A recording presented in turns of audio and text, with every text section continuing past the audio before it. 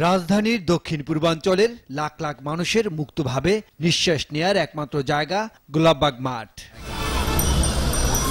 2005 সালে mayor Mohammad Hanif flyover নির্মাণ কাজের জন্য দেয়া হয় ঠিকাদারি প্রতিষ্ঠান ওরিয়ন সিমপ্লেক্সকে।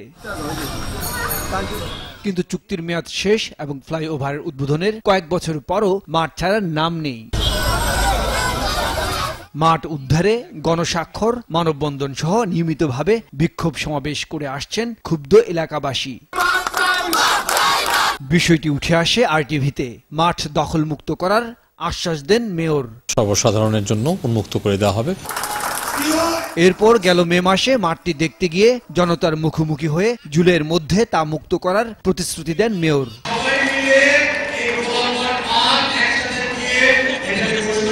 তবে প্রতিশ্রুতি বাস্তবায়ন না হওয়ায় আবারও আন্দোলনে নেমেছেন স্থানীয়রা। আমি এই মুহূর্তে ঠিক গোলাপবাগ মাঠের পাশের বিল্ডিং এর একটি ছাদে অবস্থান করছি। এখান থেকে দেখা যাচ্ছে যে এই পাশে বেশ কিছু ময়লা আবর্জনার স্তূপ। এখানকার যে শিশু কিশোররা রয়েছে, এলাকাবাসী আমাদের জানিয়েছে যে বেশ কিছুদিন আগে এই জায়গাটি পরিষ্কার ছিল, কিন্তু এলাকার শিশু কিশোররা যাতে এখানে খেলতে না পারে এই জন্য ঠিকাদারি প্রতিষ্ঠান এখানে এই ময়লাগুলো এনে রেখেছে। এক সময় ধৈর্যের ভাত ভেঙে হামলা ভাঙচুর চলে ওরিয়ন সিমপ্লেক্সের গাড়ি, যন্ত্রপাতি ও অবকাঠামোতে। দীর্ঘ 12 বছর আমাদের মাঠ বন্ধ। যুবক কিশোররা খেলার সুযোগ না পেয়ে তারা বিক্ষুব্ধ হচ্ছে।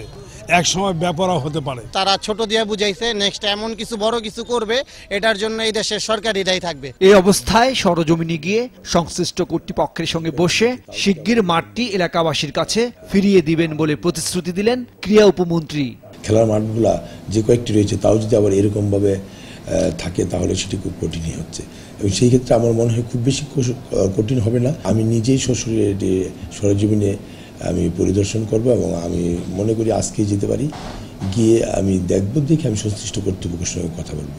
রাষ্ট্র বদ্ধপরিকর জনস্বার্থকে সংরক্ষণ করতে, সেই ক্ষেত্রে ঠিকাদারি ফার্মের বিষয়গুলোকে আমরা উচ্ছেদ করে ফেলবো, সরিয়ে দিব। অন্যদিকে কথা রাখতে না পারায় এলাকাবাসীর কাছে ক্ষমা চাইলেন মেয়র, আর দ্রুত ঠিকাদারি প্রতিষ্ঠানকে নিয়ে আবারও পরিদর্শনে যাওয়ার ওয়াদা করলেন। বেশ কয়েকবার অ্যাটেম্প নিয়েছি, কিন্তু সময় মতো আমি এটাকে সম্পন্ন করতে পারিনি।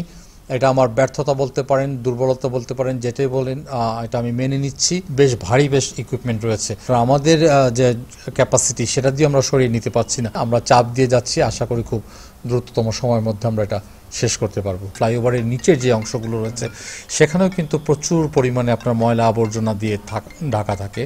তো সেইগুলোকে কিভাবে আমরা বিউটিফিকেশনের আওতায় আনতে পারি, এবং গোলাপবাগ মাঠ আমরা এই সপ্তাহে তাদের সঙ্গে যৌথভাবে আমরা পরিদর্শনে যাব। একের পর এক এমন প্রতিশ্রুতি পেয়ে মাঠটি ফিরে পাওয়ার নতুন আশায় বুক বেঁধেছেন ঢাকার দক্ষিণ পূর্বাঞ্চলের বাসিন্দারা।